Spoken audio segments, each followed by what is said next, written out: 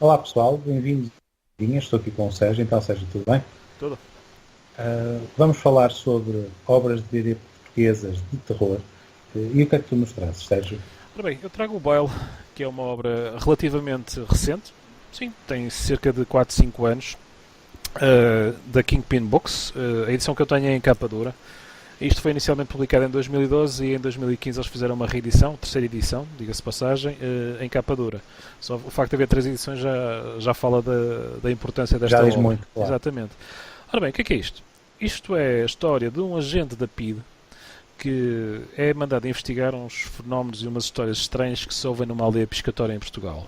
Isto porquê? Porque estava próxima a vinda do Papa Paulo VI a Portugal e pronto, a história era assim um bocado surreal e um bocado blasfema e eles iam investigar para não haver muita animação e muita confusão.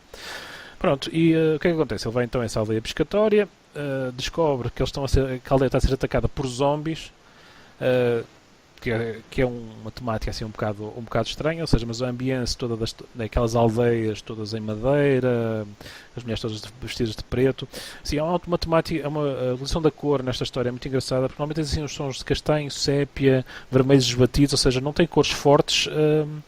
Também eu acho que simboliza um bocadinho o Portugal da altura, por isso é que eu acho que há a escolha destas cores. Entendo. Uhum.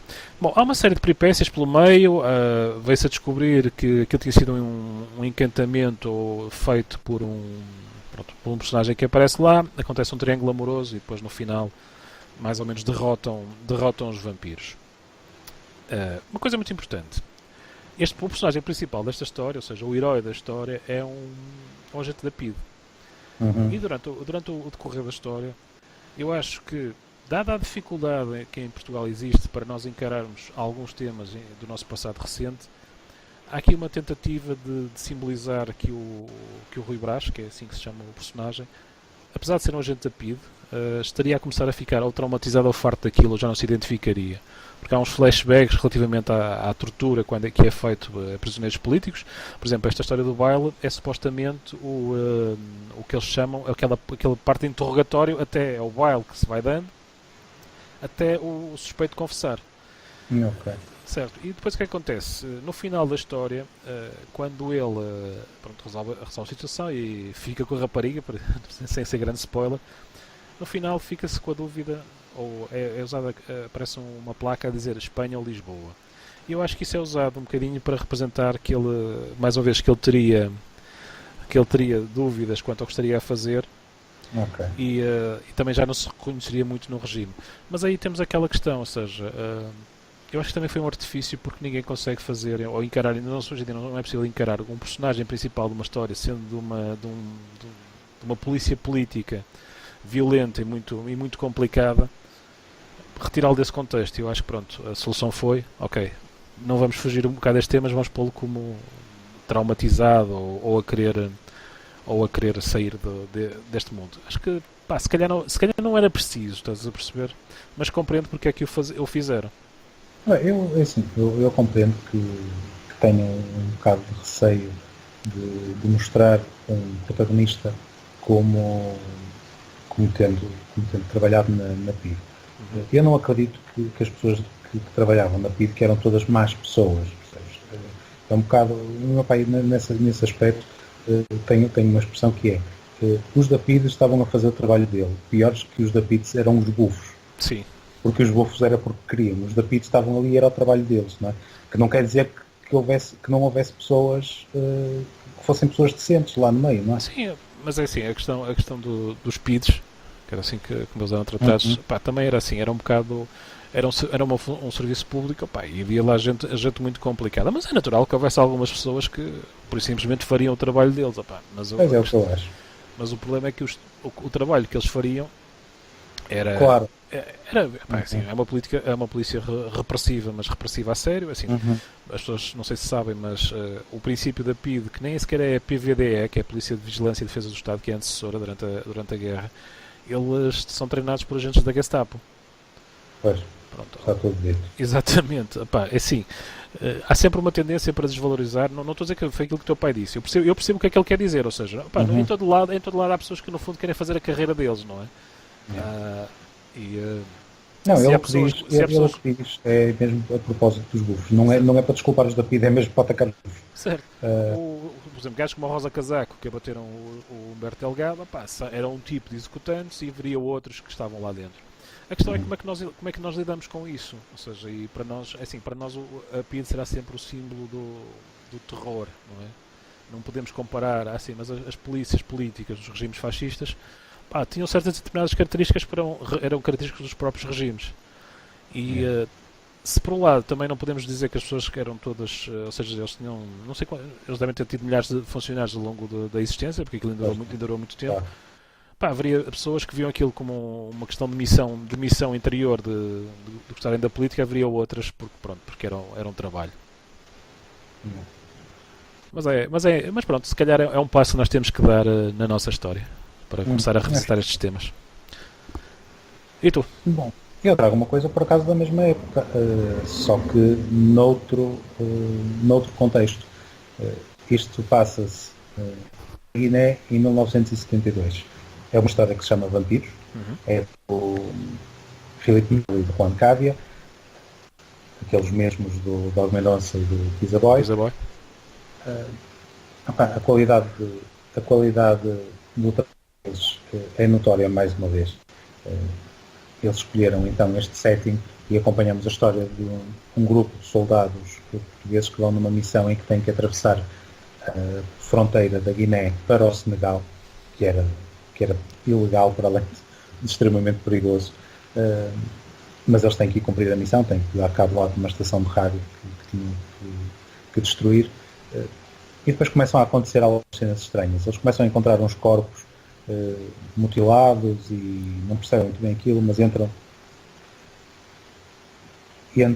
na onda de que não, nós temos é que cumprir a missão, vamos em frente, isto vai correr bem, e claro, não corre nada bem. Aquilo tem um bocadinho de reminiscências de filmes como o Apocalypse Now ou até mesmo o Predador. Há ali umas cenas que fazem lembrar o Predador,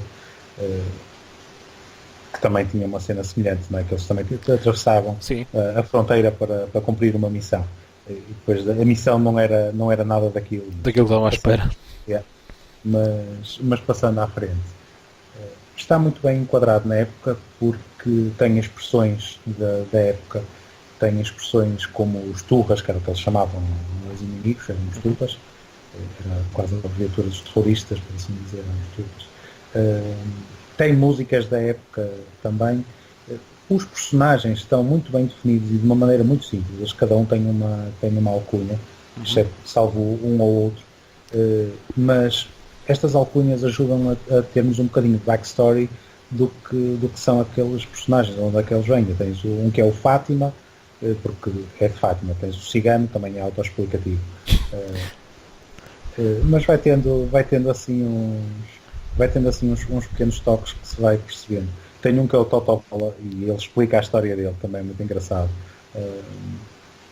Dá um lado humano aos personagens, assim como por outro lado tens a história de um personagem que a dada altura mata alguém e entra em estado de choque, e, tipo, eu matei alguém, o que é que os meus pais vão pensar de mim? Ou seja, há ali toda uma dimensão humana e um lado muito real do que é ser um soldado. Sim, mas já pensaste assim, pá, eu nunca pensei em ver matar ninguém. Eu acredito que tu da mesma forma. Mas se nós tivéssemos que ir para uma guerra, não é? Independentemente agora das razões, porque como estávamos a falar também da questão da PIDE, a guerra colonial também é outra temática que em Portugal tem alguns problemas, não é? De ser lidada. Por exemplo, eu não me recordo de outras bandas desenhadas que vão ao tempo, não me recordo mesmo, não sei se pode às vezes haver. Mas qual é a sensação de uma pessoa pela primeira vez matará neste contexto, não é? Deve ser um momento, assim, não quer dizer que toda a gente se vá pela mesma bitola, e além de mais, assim, hoje em dia nas guerras atuais às vezes mata-se muito mais à distância do que, por exemplo, numa Primeira Guerra Mundial, em que era quase corpo a corpo, não era? A guerra colonial um bocadinho a mesma coisa, já era mais à distância, muitas vezes nem sequer vias o inimigo. Mas esse tipo de sentimentos são muito engraçados de serem explorados, não é? Sim, acho que sim. Estamos de pleno acordo. E há situações que são complicadas, o stress pós-traumático. Eu, por exemplo, tinha um familiar, portanto, eu acho que não cheguei a conhecer, ou se cheguei a conhecer, devia ser muito pequeno, porque eu não me recordo. Mas que a minha mãe dizia, quando estavam com essa pessoa à noite a ver televisão, ele de vez em quando punha-se a espreitar para o corredor que estava escuro e eles perguntavam: o que é que estás a fazer? Estou a ver se vem algum turra. Portanto, há ali há ali marcas que ficam, não é? Certo, eu tinha um amigo de faculdade que o pai dele foi comando, fez 3 comissões em África. E quando ele não conta, não é? Porque a mãe é que lhe contava, quando o pai veio pela primeira vez, certos determinados barulhos ele tirava-se para o chão. Sim. Isso é típico de quem esteve mesmo nas zonas militares mais complicadas. Também conheço algumas histórias semelhantes a essa, pessoas que não podiam ouvir barulhos. Aliás, lá em casa, se tu bateres com uma porta ou deixares cair alguma coisa, é logo assim: que barulho foi este? E, pronto, há um bocadinho disso. Portanto, não é assim uma situação de todo fácil de ultrapassar. Voltando ao Vampiros, a arte do Bancária continua 5 estrelas, impecável. É uma arte bastante semelhante a cartoons, não tão cartunesca como o Dogman ou o seu Isadora. Gosto muito das expressões faciais dos soldados portugueses e dos outros personagens. São de facto muito expressivas, muito reveladoras do que o personagem está a sentir e a passar.